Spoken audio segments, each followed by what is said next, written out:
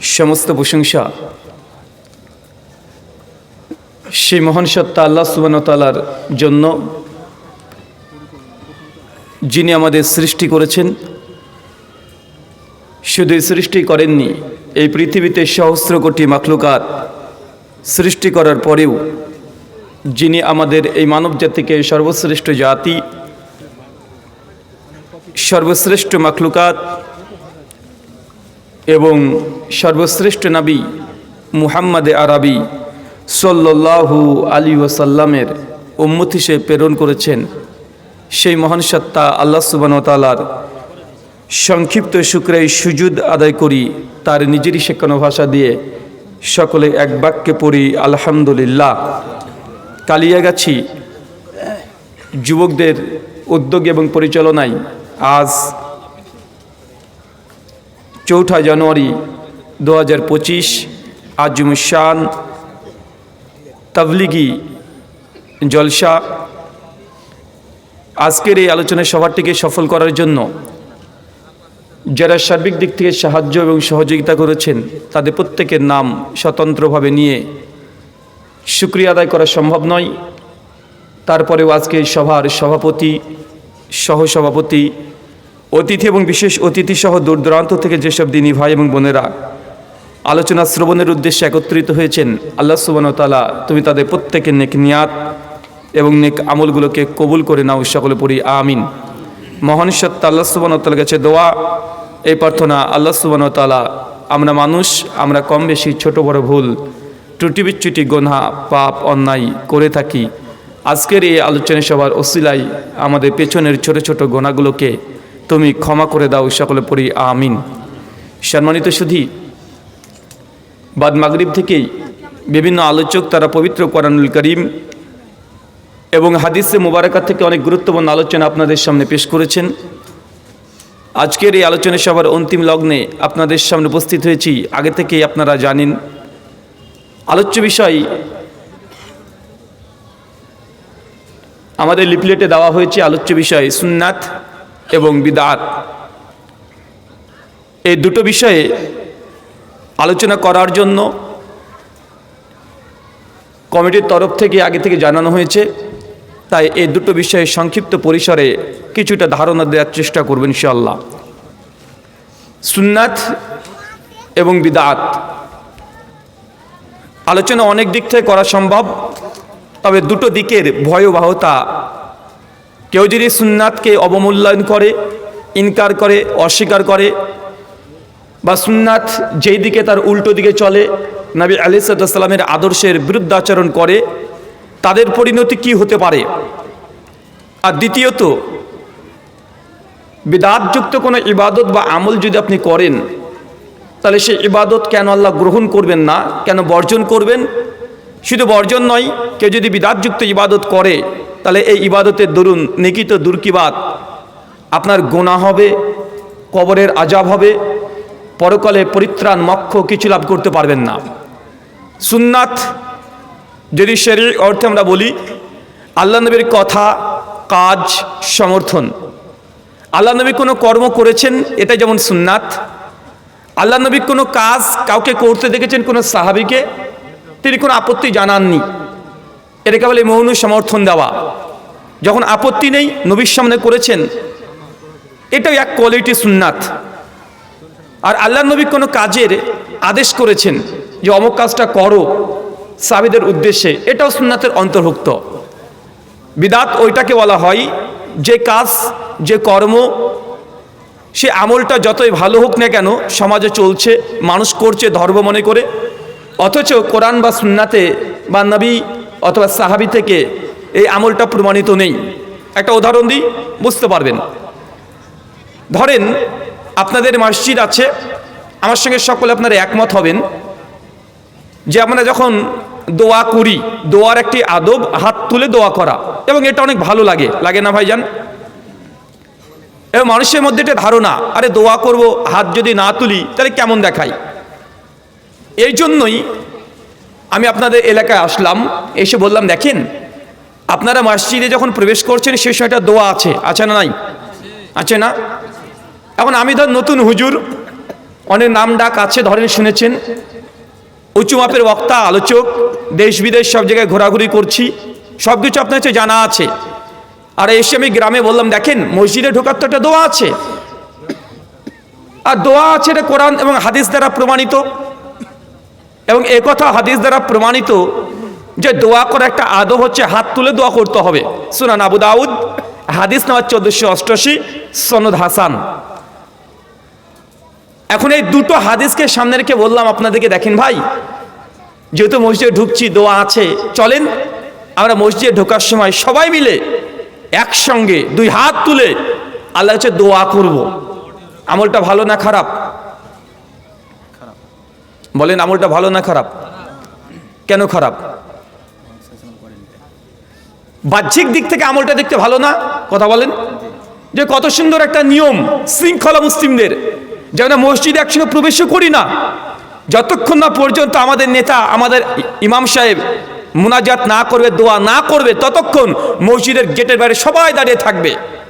যখন তিনি এসে সম্মিলিত একটা দোয়া মুনাজাত করে দিবে, মসজিদে ঢোকার প্রবেশের যে দোয়া হাদিসে আছে সেটা করে দিবে, তারপরে সবাই একসঙ্গে আমরা মসজিদে প্রবেশ করব, সকলে একসঙ্গে সুন্নাত নামাজ পড়ব, এরপরে ইকামত হবে, এরপরে সালাত আমরা সকলে দাঁড়িয়ে যাব। ভাই, এই আমলটা বাহ্যিক দিক থেকে ভালো লাগছে না?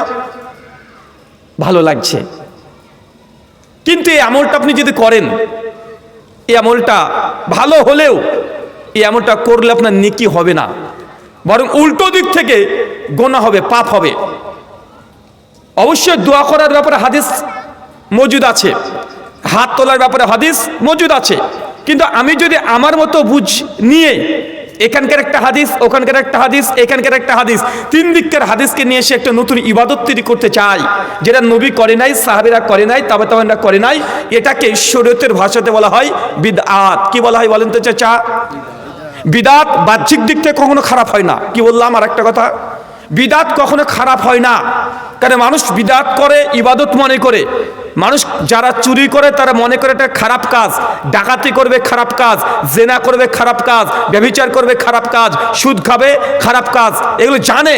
কিন্তু মানুষ যখন ইবাদত নিজের মনের মতো করছে, অথচ কোরআন হাদিসের কোনো দলিল বা প্রমাণ নেই, এটাকে বলে বিদআত, যদিও সেটা বাহ্যিক দিক থেকে ভালোই মনে হয়। যেমন আমাদের অনেক ভাইয়েরা আছে, মুসলিম ভাই, রবিউল আউয়াল মাসের 12 তারিখ আসলেই নবীজির জন্মদিবস পালন করে, আছে না নাই? কথা বলেন। আচ্ছা বলেন তো, জন্মদিবস পালন করাতে কি এমন ক্ষতি হয়? দেখতে কি ভালো লাগে না? নবীর মহব্বত জাহির করছে, প্রকাশ করছে। আরে নবী, তার জন্য আমরা গোটা বিশ্ব জগতের 180 কোটি মানুষ, তাকে আমরা আনুগত্য করছি, অনুসরণ করছি, তার জন্ম তারিখে আমরা একটু আনন্দিত হব, একটু উল্লাসিত হব। বাহ্যিক দিক থেকে কাজটা তো খারাপ না? খারাপ না কি? কথা বলেন। অনেক মানুষই দেখবেন আছেন, মিলাদ করছে, হঠাৎ করে দাঁড়িয়ে গেছে, ইয়া নবী সালাম আলাইকা, ভালোই তো লাগে, খারাপ লাগে কারো? কথা বলেন। আরে নবীর প্রতি ভালোবাসা প্রকাশ করছে, এর চাইতে ভালো আর কি হতে পারে? মানে এইগুলো যে দেখছেন যে বাহ্যিক দিক থেকে ভালো কাজ, কিন্তু এই কাজগুলোকে আমরা বলি এটা নবীর সুন্নাহ দ্বারা প্রমাণিত নয়, নবীর কথা কাজ সমর্থন দ্বারা প্রমাণিত নয়। যত এই কাজটা ভালো হোক না কেন, ওই যে মসজিদে ঢোকার সময়তে আপনি যে দুই হাত তুলে দোয়া করেন, এটা যেমন একটা খারাপ, ঠিক এই কাজগুলো নবী দ্বারা প্রমাণিত নয়, অতএব এটাও খারাপ বলে আপনাকে স্বীকৃতি দিতে হবে। আমার এতটুকু কথা বুঝতে পারছেন? চলেন, এই যে বিদআতের সংক্ষিপ্ত আপনাকে বোঝানোর জন্য, সুন্নাত কি? নবীর কথা কাজ এবং সমর্থন। আচ্ছা বলেন তো, আমরা কখনো আমাদের নবী মুহাম্মদ রাসূলুল্লাহ সাল্লাল্লাহু আলাইহি সাল্লামকে দেখেছি? কখনো দেখেছি? এই চোখ দ্বারা কখনো দেখেছি? তার কণ্ঠস্বর কখনো আমরা শুনেছি? তার দর্শে, তার আলোচনা সভাতে কখন আমরা বসেছি? না। আজ থেকে 1500 বছর আগে একজন ব্যক্তি দুনিয়াতে এসেছিলেন, মুহাম্মদ সাল্লাল্লাহু আলাইহি সাল্লাম, যাকে না দেখেই আজকে 1500 বছর পরেও তার কণ্ঠস্বর না শুনে, তাকে না দেখে, তার সঙ্গে সহবত না করে তারপর আমরা তাকে বিশ্বাস করছি কি করছি না? তার মানে বুঝতে হবে আমাদের ঈমানটা কত মজবুত, যাকে না দেখে ভালোবাসা যায়, যার কণ্ঠস্বর না শ্রবণ করে তার জন্য জীবন দেওয়ার জন্য 180 কোটি মানুষ পুরো বিশ্ব জগতে এক পায়ে দাঁড়িয়ে যায়। যার ব্যাপারে একটা কটু উক্তি করলে, যে ব্যক্তিকে দেখি নাই কিন্তু সে ব্যক্তির বিরুদ্ধে যদি কেউ একটু কটু মন্তব্য করে, আমাদের হৃদয় থেকে রক্তক্ষরণ হয় কি হয় না? হয়। এটা হচ্ছে সুন্নাত, নবীর প্রতি ভালোবাসার একটা আলামত। এটা কি বলেন তো ভাইজান? নবীকে যে ভালোবাসি, তাকে না দেখেই ভালোবাসি, তার সঙ্গে আমাদের সাক্ষাৎ হয় নাই, তার কণ্ঠস্বর আমরা কখনোই শুনি নাই। তার ভাষা আরবি, আমাদের ভাষা বাংলা, আমরা তার ভাষাটাও ঠিক মতো বুঝি না, কিন্তু তার প্রতি যে ভালোবাসা হৃদয়ের মধ্যে মুসলমানরা ধারণ করে, এই ভালোবাসাকে মাপক যন্ত্র দিয়ে মাপানো সম্ভব নয়। এটাকে বলা হয় নবীর প্রতি ভালোবাসা, মুহাব্বত। কিন্তু আনুগত্য বা অনুসরণ এর সম্পূর্ণ ভিন্ন জিনিস। চলেন এখানে একটা মিসাল উদাহরণ দিই। চাচা, আবু তালেবের নাম শুনেছেন? হ্যাঁ, আবু তালেব কে বলেন তো? নবীজির চাচা। নবীকে কম ভালোবাসতেন না, তার ভালোবাসা অনেক উঁচু মাপের, অনেক উঁচু মাপের। আল্লাহ নবী যখন 40 বছরের নবুয়ত পান, আবু জাহেল, উদবা, সাইবা সকলেই আবু তালেবের কাছে আসতে আর বলতো যে আবু তালেব, তোমার ভাতিজা মোহাম্মদকে এই কথাগুলো বলতে নিষেধ করে দাও। সে আমাদের প্রচলিত ধর্মবিশ্বাস, প্রচলিত আমল, প্রচলিত ইবাদত সমস্ত কিছুর বিরুদ্ধে বলে। আমরা যেইভাবে হজ করি বলে এইভাবে হজ করা যাবে না। আমরা যে 360 মূর্তির পুজো করি, মোহাম্মদ তোমার ভাতিজা একাই বলছে এগুলো করা যাবে না, সবগুলোই নাকি বাতিল। অথচ আমরা বাপ দাদা পুরুষ ধরে এই কাজগুলো করে আসছি। তোমার ভাতিজা কয়দিন আগে ছাগল চড়াতো, আরে ওর বাবা মারা গেছে, আমরা তাকে খাইয়েছি, আমরা তাকে পড়িয়েছি, আমাদের সঙ্গে সবসময় ছিল। হঠাৎ করে 40 বছর পর বলছে 360 মূর্তি কাবাতে যা আছে সবগুলো বাতিল, একটাকেও মানা যাবে না। আল্লাহ কেবলমাত্র একজন, যিনি 7 আসমানের উপরে আছে, জীবনে তাকে মৃত্যুর আগ মুহূর্ত পর্যন্ত দেখতেও পাবে না, এমন একজন আল্লাহর কথা তোমার ভাতিজা বলছে।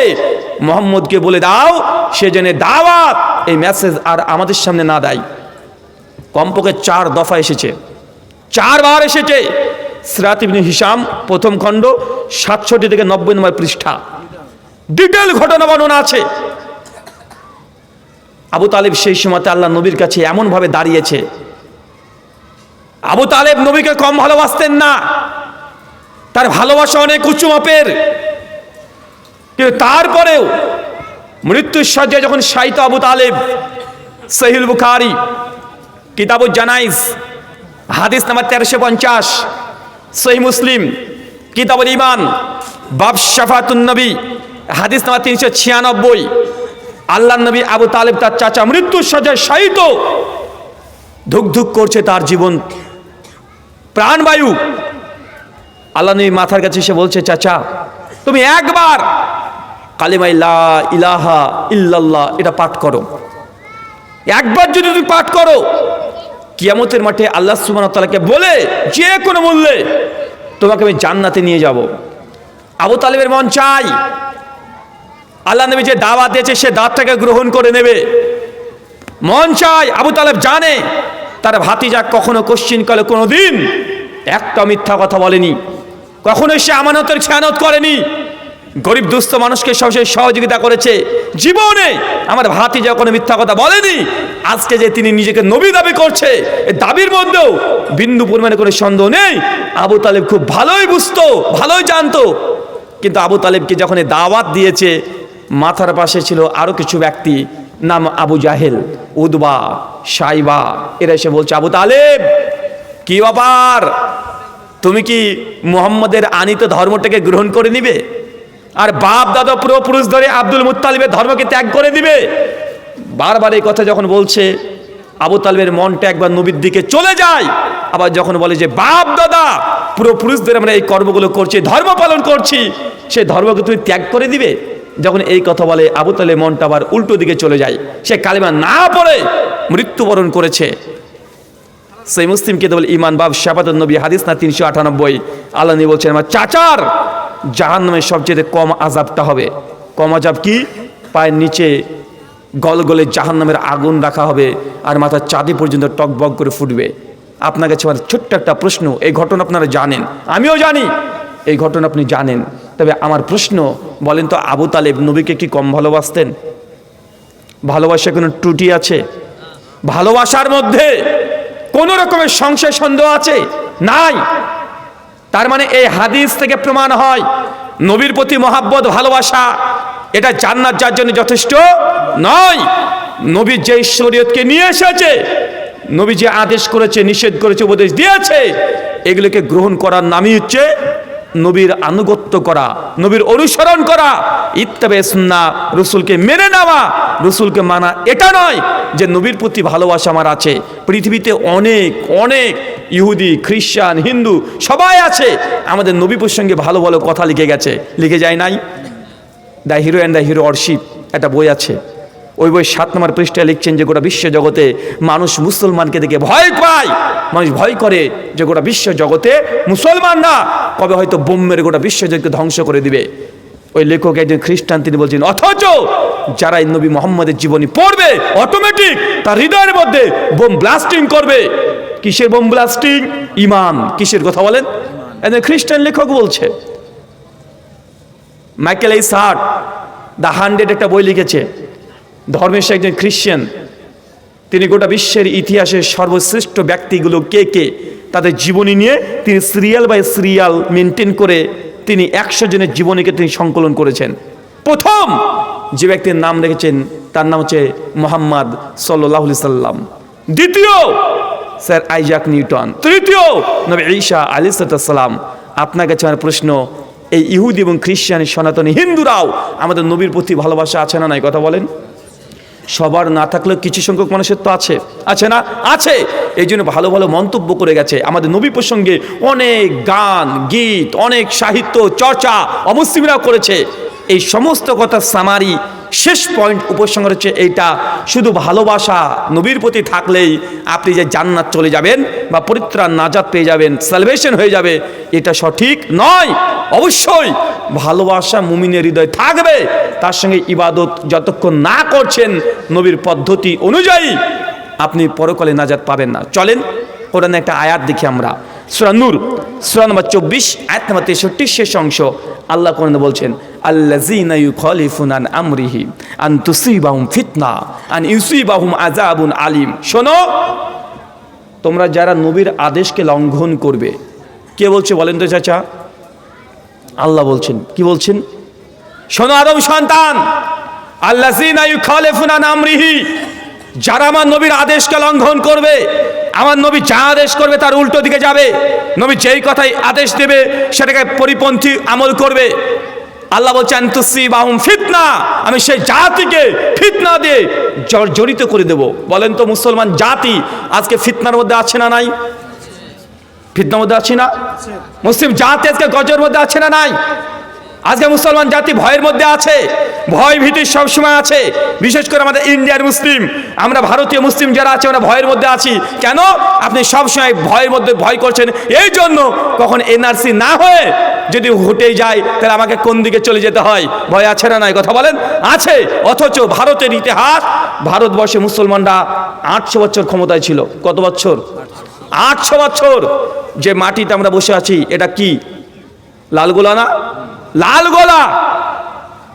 মুর্শিদাবাদের হাজারদুয়ারি থেকে শুরু করে দিল্লির কুতুব মিনার পর্যন্ত সব জায়গাতে মুসলমানের ছোঁয়া এখন আছে নাই? আছে। মুর্শিদাবাদ তৎকালীন সময়ে, সেই সময় মুর্শিদাবাদ গোটা ভারতবর্ষকে শাসন করেছে। অথচ 800 বছর মুসলমানরা ভারতবর্ষের ক্ষমতায় থাকে, রাজত্ব করেও আজকে ভারতবর্ষে মুসলমানরা নিজেই ভয় ভীতি সন্ত্রস্তের মধ্যে পতিত হয়েছে যে আমি এদেশের নাগরিক কি না। এই নিয়ে আজকে অন্য কেউ প্রশ্ন তুলছে না ভাইজান? তুলছে। আল্লাহ বলছেন তুসিবাহুম ফিতনা, যে জাতি আমার নবীর আদেশকে লঙ্ঘন করবে সে জাতিকে আমি ফিতনা দিয়ে জর্জরিত করে দেব। পূর্বের নবীর ইতিহাস দেখেন, লুত আলাইহিস সালামের কম, আদ জাতি, সামুদ জাতি আল্লাহ ধ্বংস করে দেয় নাই? ধ্বংস করে দিয়েছে। কেন? নবী যখন তাদেরকে যেই পথে ডেকেছে সেই পথে না এসে উল্টো দিকে চলেছে। আপনি যে নবীর আদর্শকে মানেন না, এর জন্য বেশি দূরে যাওয়ার দরকার নেই। আপনার যে ছেলে আছে 10 বছর 20 বছর বয়স, তার চুল কাটা স্টাইলটা দেখেন, দেখুন চুল কাটা স্টাইলে প্রমাণ করে দিবে যে আপনি নবীর আদর্শকে গ্রহণ করেছেন না অন্য কারো আদর্শ আপনি চুলটা কেটেছেন। বেশি দূর যাওয়ার দরকার নেই। বা চুল কাটার স্টাইল আছে না? চুল কিভাবে কাটছে আপনার ছেলে? বারবার একই হাদিস কতবার বলা হয়েছে, প্রত্যেক জুমাতে আপনাকে বলা হয়, ওয়াজ মাহফিল সব জায়গায় হাদিসগুলো আপনাকে বলা হয়, আপনি জানেন না কোনটা। ইসলামের শরীয়তে জানেন না এমন কোনো বিষয় নাই। একই কথা বারবার আপনাদেরকে কতবার বলতে ভালো লাগে, একই জিনিস কতদিন একই ধরনের আলোচনা করতেও ভালো লাগে। একটু আগে আমার পূর্বের আলোচক তিনি আলোচনা করলেন, তার পূর্বের আলোচক কথা বলে গেলেন। আপনারা জানেন মান তারাকা সালাতা মুতাম্মাদান ফাকাদ গাফারা, যে ব্যক্তি ইচ্ছাকৃত নামাজকে ত্যাগ করে দেয় এই ব্যক্তি কাফের। সেই মুসলিম 253 নম্বর হাদিস। এই হাদিস জানা আছে না নাই? আছে না নাই? তারপর যদি ফজরে 20 জন মুসল্লি না হয় আমরা কি করতে পারি? আনতুসিবাহুম ফিতনা, আল্লাহ বলছেন সে জাতিকে ফিতনা দিয়ে জর্জরিত করে দেব। ফিতনা আপনি নিজে ডেকে নিয়ে এনেছেন, গজব আপনি নিজে ডেকে এনেছেন। আল্লাহ তো জানিয়ে দিয়েছেন নবীর আদেশকে যে লঙ্ঘন করবে সে জাতি যত বড় হোক, আল্লাহ ফিরআউনের মতো ব্যক্তিদেরকেও ধ্বংস করেছে না, করে দিয়েছে। আপনি কে? আপনাকে দুনিয়াতে এখন মধ্যে রাখা হয়েছে এই জন্য যে আপনি আল্লাহর ইবাদত করবেন, কিন্তু ইবাদতকে বাদ দিয়ে নিজের মর্জি মতো জীবনকে পরিচালনা করছেন। কতদিন এই হাদিস শুনেছেন, নেসাউন কাসিয়াতুন আরিয়াতুন, ওই নারী জান্নাতে যাবে না, ওই নারী জাহান্নামে যাবে যে নারী পোশাক পরেছে তারপরে উলঙ্গ পোশাক। উলঙ্গ মানে এমন পোশাক পরেছে, পোশাক পরার পরেও তার 32, 34, 36 দূর থেকে সব মাপা যায়, এটাকে বলে উলঙ্গ পোশাক। আল্লাহ নবী 1400 বছর আগে বলে দিয়েছেন এই নারী জাহান্নামে যাবে। অথচ আপনি বাপ আপনার মেয়েকে ঈদের দিন ওই পোশাকটা কিনে দেন, আছে না নাই? কথা বলেন, আছে না? আপনার স্ত্রীকে মোটরসাইকেলের পেছনে নিয়ে চলে যাচ্ছেন, এমন পোশাক পরে দিয়েছেন তার পুরো শরীর কমপক্ষে 100 মিটার দূর থেকে দেখে দেখে যদি দর্জি থাকে ও মেপে বলে দিতে পারবে। পারবে কি পারবে না? আল্লাহ নবী তো এই কথা বলে গেছেন। আপনি হাদিস জানেন না যে আপনি জান্নাতে যাবেন না যে হচ্ছে দায়ুস। কি কথা বলেন? দায়ুস মানে আপনি দেখেছেন যে আপনার পরিবারের আপনার ছেলে মেয়ে সবাই যা মন চায় তাই করে, বাড়িতে জোরে জোরে গান বাজছে, বাড়িতে যে কেউ যখন তখন, সকাল নেই বিকেল নেই রাত নেই, আপনি বাড়িতে আছেন না নেই কোনো সমস্যা নেই, কিন্তু বাড়ির প্রতিবেশী আপনার স্ত্রীর কাছে গিয়ে ও ভাবি কেমন আছো, চলো সিনেমা দেখি, বসে বসে সিনেমা দেখছে, বসে বসে মোবাইল টিপছে, আপনার স্ত্রী বসে আছে, আরেকজন দেওয়ার না কি বলেন আপনি তার উকুন বেচে দিচ্ছে, আছে না নাই? কথা বলেন, এটা কার আদর্শ? আনতুসিবাহুম ফিতনা। আল্লাহ কোরআনে বলে দিয়েছে, এটা আল্লাহর কোরআনের কথা, এটা আমার বক্তার কথা না। কার কথা? কথা বলেন। আপনার কাছে কঠিন মনে হতে পারে, কঠিন মনে হতে পারে, কিন্তু আল্লাহ এইভাবে বলেছেন। এই সৃষ্টি জগৎ কে রচনা করেছে? কে করেছে? সৃষ্টি জগৎ আল্লাহ রচনা করেছে। গজব কে দেয়? আল্লাহ দেয়। গজব থেকে উত্তোলন কে করে? আল্লাহ করে। তো আল্লাহ তো বলছে এই জাতিকে ফিতনাতে জর্জরিত করে দেবো। যখনই আল্লাযীনা ইখালিফুনা আন আমরি, নবীর আদেশ যা থাকবে তার বিরুদ্ধে গেলে সে জাতিকে ফিতনাতে জর্জরিত করে দেবো। মুসলমান যদি বাঁচতে চান তাহলে আপনাকে আল্লাহ নবীর আদর্শের কাছে একদম মাথা সঁপে দিতে হবে। আপনি মনে করছেন কবে বাবরি মসজিদ একটা দখল করে নিয়েছে এই জন্য আপনার রক্ত গরম, অথচ আপনার মসজিদ ফাঁকা, আছে না নাই? বাবরি মসজিদ একটা দখল করে নিয়েছে, রামের জন্মভূমি করে দিয়েছে, মুসলমান রক্তটা গরম হয়ে গেছে, অথচ আপনার মসজিদ দেখেন কত মসজিদ ফাঁকা। জামাতে মুসলমান আসে না। 1000 যদি ঘর হয়, প্রত্যেক বাড়িতে যদি 2 জন 3 জন করে প্রাপ্তবয়স্ক হয়, কমপক্ষে একটা মসজিদ না এলাকাতে 10খানা মসজিদেও মুসল্লি ধরে রাখার ক্ষমতা থাকার কথা নয়। অথচ আপনার এলাকাতে দেখলে দেখা যায় 5 জন মানুষও পাওয়া যায় না ফজরের সময়, আসে না নাই? কথা বলেন। তো আপনার এই মসজিদ আপনার জন্য গজব, আপনি মসজিদ আবাদ করতে পারছেন না, এই মসজিদের অভিশাপে লানতে আপনি ধ্বংস হয়ে যাবেন। একটা বাবরি মসজিদ নিয়ে তো কি হয়েছে, মুসলমানকে মনে রাখতে হবে সলাতের ওয়াক্ত যখনই আসবে ওটাই আপনার জন্য মসজিদ। সহিহ বুখারী 408 নম্বর হাদিস। আল্লাহ নবী বলছেন আমার উম্মতের জন্য গোটা দুনিয়াটা, গোটা বিশ্বটা মসজিদ। কি কথা বলেন তো? গোটা বিশ্বটা মসজিদ। কয়েকটা জায়গা বাদ দিয়ে, একটা পায়খানা, বাথরুম, উটের ঘর, এই 3-4টে জায়গা বাদ দিয়ে, আর কবরস্থান বাদ দিয়ে, এই 3-4টে জায়গা বাদ দিয়ে গোটা বিশ্ব জগৎটা মুসলমানের জন্য কি বলেন তো? বাবরি মসজিদ। কি কথা বলেন? আল্লাহ গোটা বিশ্ব জগৎকে বাবরি মসজিদ করে দিয়েছে। আপনি লালগোলা স্টেশনে দাঁড়িয়ে আছেন, জোহরের রক্ত চলে এসেছে, আজান করছে, মুসলমান আপনি ওইখানে ওযু করে ওই লালগোলা রেল স্টেশনের মধ্যেই ইকামত দিয়ে সালাতে দাঁড়িয়ে যান। ওই লালগোলা স্টেশন এখন স্টেশন নাই, ওটা আপনার জন্য মসজিদ হয়ে গেছে। কথা আপনি বুঝতে পারলেন না? ওটা কি আপনার জন্য? ওটাই মসজিদ। মোদিজি একটা মসজিদ নিয়ে আমাদের কি করবে? গোটা ভারত মুসলমানদের জন্য কি মসজিদ। বিমানে চড়বেন, বিমানে চলছে রাস্তা অনেক উঁচুতে, ওয়াক্ত চলে এসেছে আসরের, নামাজ কোথায় পড়বেন? বিমানে পড়বেন। এটা মুসলমানকে আল্লাহ দিয়েছে। আপনি একটা বাবরি মসজিদ নিয়ে পড়ে আছেন, অথচ আপনার এলাকাতে হাজার হাজার মসজিদ আছে, এখনো জামাতে কোনো মুসলমান নাই। আল্লাহ বলছেন তুসিবাহুম ফিতনা, যে জাতি নবীর আদেশকে লঙ্ঘন করবে, জাতিকে আমি ফিতনা দিয়ে জর্জরিত করে দেব। একটা উদাহরণ দিয়ে বুঝতে পারবেন। শিখ ধর্মের অনুসারীকে দেখেছেন চাচা? শিখরা দেখবেন মাথায় সবসময় পাগড়ি বেঁধে রাখে না? হাতে দেখবেন লোহার একটা করাত রেখে দেয়, ছোট্ট একটা অস্ত্র রেখে দেয়, একটা চিরুনি সবসময় পকেটে থাকে না? আর তাদের চাপদাড়ি থাকবে, আর মাথায় পাগড়ি বেঁধে রেখে দেয়। এটা কি? শিখ। তারা তাদের আদর্শের কাছে, তারা তাদের গুরু নানকের সুন্নাতকে এত কঠোরভাবে মানে, গোটা দুনিয়া তাদের বিরুদ্ধে চলে যাক। আপনি কোনো শিখের যদি পাগড়িতে একবার যদি আপনি হাত দিয়েছেন, হাতটা দুমড়ে ভেঙে মুচড়ে ফেলে দিবে। ফেলে না? কথা বলেন। এটা তাদের গায়রত, তাদের আত্মমর্যাদা। তারা গুরু নানকের একটা সুন্নাতকে পালন করছে, 5টা সুন্নাত তারা মানে, তার মধ্যে একটা পাগড়িকে পরিধান করা। জিন্দেগিতে পাগড়ি খোলা অবস্থায় শিখদেরকে দেখতে পাবে না।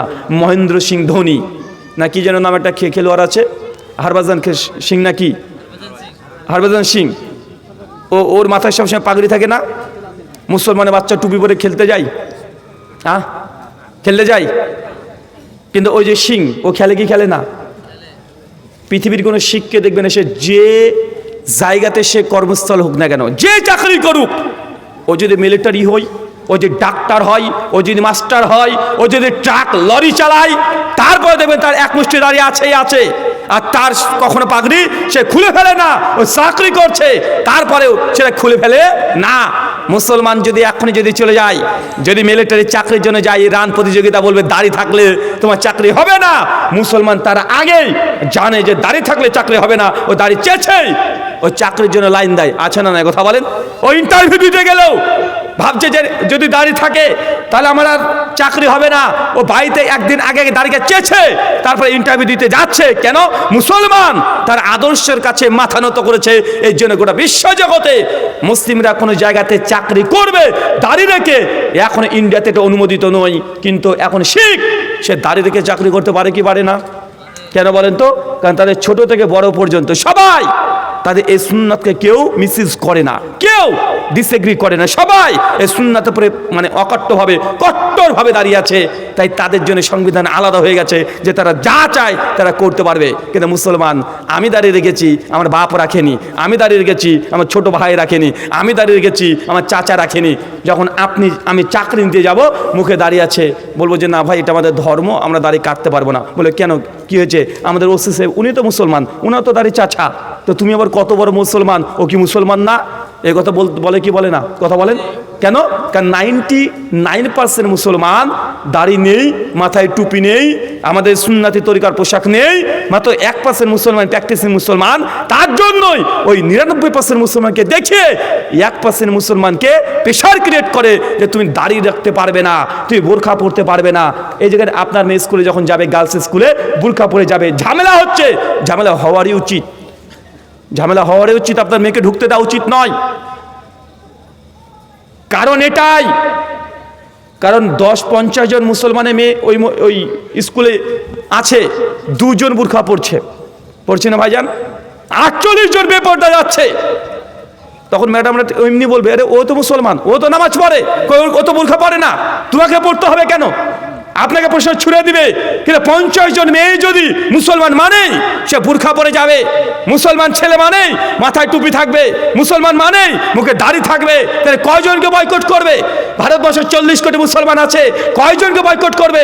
শিখ যতজন আছে সবার মাথায় এই পাগড়ি থাকে, দাড়ি থাকে, কতজনকে বয়কট করবে? বয়কট করতে পারে না। বিধায় এটা আইন, কারণ তারা তাদের নিজেদের আদর্শকে তারা কখনোই শিথিল হয় নাই। মুসলমান শিথিল হয়েছে, মুসলমান আজকে পদদলিত হচ্ছে না। এটা বুঝতে হবে আপনাকে। সংবিধান মানুষের জন্য তৈরি হয়। আপনি যখনই শিথিল হয়েছেন, আপনার পরে আযাব আসবে। আল্লাহ বলছেন তুসিবাহুম ফিতনা, যে জাতি আমার নবীর আদর্শকে লঙ্ঘন করবে, সে জাতিকে আমি ফিতনাদের জর্জরিত করে দেব। আপনি জানেন এই হাদিস, বারবার এই হাদিস আপনাকে বলা হয়েছে, কেউ যদি জেনে বুঝে 1 টাকা সুদ খায়, মায়ের সঙ্গে জেনা করলে যে পাপ হয়, আপনি একাই সে পাপ করছেন। এই হাদিস জানা আছে না নাই? কথা বলেন। তারপরেও নির্লজ্জের মতো আপনার স্ত্রীকে ওই বন্ধন অফিসের অফিসার আসে তার সামনে বসিয়ে দেন। সপ্তাহে একদিন করে 10,000 টাকা নিয়েছেন ব্যবসা করার জন্য, আপনার স্ত্রী প্রতিদিন সপ্তাহে একদিন ওই বন্ধন অফিসারের সামনে গিয়ে একদম খোলামেলা বসে চা খাওয়াচ্ছে না? আত্মমর্যাদা আছে আপনার? আপনার কাছে কঠিন মনে হতে পারে, এই কথাগুলো আমাদের নয়। আমার প্রতি যদি রাগ করেন এটা বেইনসাফি হবে। এ কথা আমার নয়, এ কথা কার? নবী বলেছেন 1400 বছর আগে, তিনি আরবিতে বলেছেন। আপনি বাঙালি, আপনাকে বাংলাতে বললাম। যদি বাঁচতে চান, আবার আপনাকে কট্টরপন্থী শিখরা যেমন আছে, কট্টরপন্থা ভাবেই যে আপনি ইসলামটাকে যদি ফলো করেন, ইনশাল্লাহ 40 কোটি ভারতের মুসলমান ধর্মের জন্য আজকে নির্যাতিত। কিসের জন্য?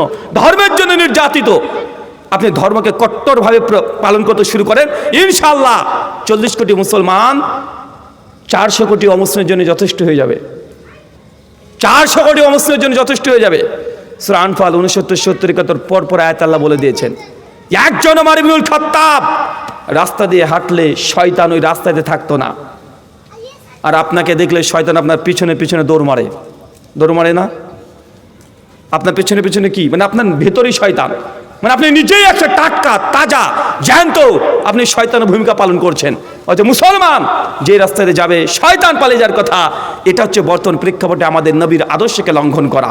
আল্লাহ বলছিলেন তুসিবাহুম ফিতনা, যে জাতি আমার নবীর আদর্শকে লঙ্ঘন করবে সে জাতিকে আমি ফিতনা দিয়ে জর্জরিত করে দেব। চাচা আপনি জানেন না কোরআনের আয়াত, এ হাদিস জানেন না যে আপনি যদি যে জমি আছে, জমির যদি 2 ছেলে থেকে 1 মেয়ে থাকে, ছেলে পাবে 2 ভাগ আর মেয়ে পাবে 1 ভাগ। এই হাদিসে কোনের জানা আছে না? আপনার মেয়েকে দিয়েছেন? সম্পত্তি দেন? জি, সম্পত্তি তো দেন না। আপনি ছেলেকে লিখে দিয়েছেন, মেয়েকে তার শতাংশ দিচ্ছেন না। আনতুসিবাম ফিতনা, আপনি ধ্বংস হয়ে যাবেন। আল্লাহর কোরআনের আয়াত, সহিহ বুখারী মুসলিমের হাদিস, লা ইয়াদখুলুল জান্নাহ, ওই ব্যক্তি জান্নাতে যাবে না। আল কাতে, যে আত্মীয় সম্পর্ক রক্তের সম্পর্ক ছিন্ন করেছে, রক্তের সম্পর্ক ছিন্নকারী ওই 1 কোটি বার যদি হজ করে ও জান্নাতে যাবে না, ও আগে জাহান্নামে যাবে। কোথায় যাবে? কথা বলেন। জাহান্নামে যাবে। বলেন আপনি রক্তের সম্পর্ক ছিন্ন করেছেন কি করেন নাই? আপনি আপনার বোনের সঙ্গে সম্পর্ক রাখেননি কেন? আপনার বোন আপনার বাপের সম্পত্তির ভাগ দিয়েছিল, এসে বলেছিল ভাই আব্বার জমির ভাগ দাও। আপনি সঙ্গে সঙ্গে তোর বিয়েতে 3 লাখ টাকা খরচ করেছি, যে ভাগ নিবি মানে খবরদার বাড়িতে জমি নিয়ে আর কখনো আসবি না, যদি আসিস তোর সঙ্গে কোনো আমার সম্পর্ক নেই। আপনি বড় ভাই, আপনি কথা বলেছেন। বলেন কি বলেন না? কথা বলেন। সমাজে আছে না নাই? আছে। আল্লাহ বললেন যে ওই ব্যক্তি জান্নাতে যাবে না, কতে যে আত্মীয় সম্পর্ক ছিন্ন করেছে। আপনি সম্পর্ক ছিন্ন করেছেন নিজের বোনের সঙ্গে, নিজের বাপের সঙ্গে, মায়ের সঙ্গে বিয়ে করেছেন, বাপ মাকে নিয়ে বসেছেন। বড় ভাইকে বলছে ভাই তুমি মাকে দেখো, আমি বাপকে দেখছি। 2 তলাতে বাপকে তুলে দিয়েছেন, 1 তলাতে নিচতলাতে আপনি মাকে নিয়ে আছেন। একই দিন বাপ খাচ্ছে মাংস ভাত আর মা নিচে খাচ্ছে সবজি ভাত। আছে না নাই? কথা বলেন। আছে। আনতুসিবাহুম ফিতনা, আপনি জর্জরিত ধ্বংস হয়ে যাবেন, ফিতনা গজবের মধ্যে পড়ে যাবেন। আল্লাহ কোরআনুল কারিমে জানিয়ে দিয়েছে এটা হচ্ছে নবীর আদর্শ। কি কথা বলেন? নবীর আদর্শ। আমরা তো সাধারণ মানুষ, এই কথাগুলোর ওইটা আপনি কতটুকু নিতে পারছেন আমি বুঝতে পারছি না। তবে জেনে রাখেন এই গোটা সৃষ্টি জগৎকে সৃষ্টি করেছেন আল্লাহ, আর তিনি কারণ বলছেন একটা মানুষ ধ্বংসের কারণ। যদি আপনি সফলতা পেতে চান, আল্লাহ নবীর আদর্শ যেখানে আছে নিঃসংকোচে আপনাকে আত্মসমর্পণ করতে হবে। যারাই আত্মসমর্পণ করেছে সেই দেশগুলো দেখেন আজকে একটা একটা করে উন্নত হচ্ছে। পৃথিবীতে 56টা ইসলামী রাষ্ট্র আছে। সৌদি আরবিয়া আছে না নাই? কথা বলেন। ইসলামকে মানছে, তাদের মর্যাদা বাড়ছে কি বাড়ছে না? বাড়ছে। এর জন্য বেশি কিছু ভাবারও দরকারও নেই। মানুষের দুনিয়াতে বেঁচে থাকার জন্য অর্থ সবচেয়ে বড় অ্যাসেট, টাকা, তাই না? অর্থ। বলেন তো আমাদের ইন্ডিয়ান, সৌদি আরবের 1 রিয়াল সমান ইন্ডিয়ান কত টাকা? কত টাকা? কমপক্ষে 22-20 থেকে 25 টাকার মধ্যে অ্যাভারেজ ঘোরাঘুরি করে, তাই তো? তার মানে সৌদি আরবের 1 রিয়াল সমান ইন্ডিয়ার 20 থেকে 25 টাকা। তার মানে বুঝতে পারছেন তাদের টাকার দাম কত, মূল্য কত। আচ্ছা কুয়েতের নাম শুনেছেন না? ইসলামী রাষ্ট্র না? কুয়েতের 1 রিয়াল সমান আমাদের ইন্ডিয়ান কত টাকা? প্রায় 275 টাকা। কত টাকা চিন্তা করছেন? মানে তাদের যদি মানে দিনে যদি 1000 টাকা ইনকাম যদি তারা করে, তাহলে ওই 1000 টাকা ভাঙলে ইন্ডিয়ান কত টাকা হবে বলেন তো? কত টাকা হবে? প্রায় 2,75,000 টাকা। তার মানে তারা আল্লাহ নবীর আদর্শকে যত যে জাতি মেনেছে, আল্লাহ সুবহানাহু ওয়া তাআলা তাদেরকে আর্থিক দিক থেকেও আল্লাহ বিজয় দিয়েছেন। আর যারাই নবীর আদর্শকে লঙ্ঘন করেছে তারাই আজকে ধ্বংস হয়ে গেছে। ভারতবর্ষে মুসলমানরা 800 বছর ক্ষমতায় ছিল, যখন ইসলাম মেনেছে আল্লাহ তাড়াতাড়ি করে বিশ্ব জগতে ভারতবর্ষে মুসলমানকে উচ্চ স্থানে দিয়ে দিয়েছে। কিন্তু শেষ সময় আমাদের বাপ দাদা যারা ছিল, মুঘল সাম্রাজ্য, বাবর, শাহজাহান পড়েছেন, যখন দেখছে যে না, ওরা ক্ষমতার জন্য লড়াই করছে, আল্লাহর জন্য লড়াই নাই, ক্ষমতার জন্য লড়াই করতে শুরু করেছে। ক্ষমতা টিকিয়ে রাখার জন্য বাপ ছেলেকে হত্যা করে, ছেলে বাপকে হত্যা করে, ছেলে চাচাকে হত্যা করে। দেখেন নাই ভাইজান আমাদের ইতিহাস? ভারতের ইতিহাস তো তাই। আমাদের পূর্বপুরুষ এটা করেছে। সেই সময়তে শাহজাহান তিনি কি করেছেন মুসলমানের জন্য, আল্লাহর জন্য কি করেছেন? কিছু করে নাই। একটা মসজিদ, একটা ইউনিভার্সিটি সেই সময় তিনি তৈরি করে নাই। শুধু নিজের স্ত্রীকে এত ভালোবাসা জাহির করতে গিয়ে 22 বছর ধরে একটা তাজমহল তৈরি করে দিয়ে ভারতে মুসলমানরা এখন বিপদ আছে। ও তাজমহল না শিবলিঙ্গ? সেই সময় তাজমহলের যত কোটি টাকা খরচ হয়েছিল, ওই টাকা দিয়ে গোটা ভারতবর্ষে মুসলমানদের জন্য একটা করে বড় ইউনিভার্সিটি তৈরি হতো। কি হতো না? কথা বলেন। করে নাই। আমাদের পূর্বপুরুষরা শেষের দিকে এসে শুধু নারী, মদ, ক্ষমতা, তিনটে ছাড়া কিচ্ছু ছিল না। ধর্মের ধর্ম তাদের মধ্যে পাওয়া যেত না। আকবর এসে দ্বীন ইলাহি রচনা করে ফেললো। এক একজন জীবনী পড়বেন শেষের কয়েকশো বছর, সিপাহী বিদ্রোহ 1857 পর্যন্ত দেখবেন মুসলমানরা সেই সময় এত নোংরা নিকৃষ্ট হয়ে গেছে, আল্লাহকে ছেড়ে দিয়েছে, নবীকে ছেড়ে দিয়েছে। সঙ্গে সঙ্গে ব্রিটিশরা এসে মুসলমানের 800 বছরের ক্ষমতা, পাওয়ার ইংরেজরা দখল করে মুসলমানকে গোলাম করে রেখে দিয়েছে। আজকে ভারতে মুসলমানরা গোলামিত্ব করছে, অথচ আমরা ছিলাম রাজা। আমরা কি ছিলাম? দেখবেন ভালো করে, কলকাতার দিকে চলে যান, দিল্লি চলে যান, চেন্নাই চলে যান, বেশিরভাগ রাজমিস্ত্রি ভারতের কোন জেলার বলেন তো? মুর্শিদাবাদ। কেন বলেন তো? শিক্ষা কম নয়। রাজমিস্ত্রি মানে তারা বড় বড় বিল্ডিং তৈরি করে, রাজার ঘর তৈরি করে, এই জন্য রাজমিস্ত্রি, রাজার মিস্ত্রি। ওরা রাজপ্রাসাদ তৈরি করে। তো যাদের রাজপ্রাসাদ নাই তারা রাজপ্রাসাদ তৈরি করতে পারবে নাকি? আরে মুর্শিদাবাদ সেই সময় গোটা বিশ্ব জগৎকে, গোটা ভারতকে এইখান থেকে কন্ট্রোল করা হতো। ক্ষমতা এখানেই।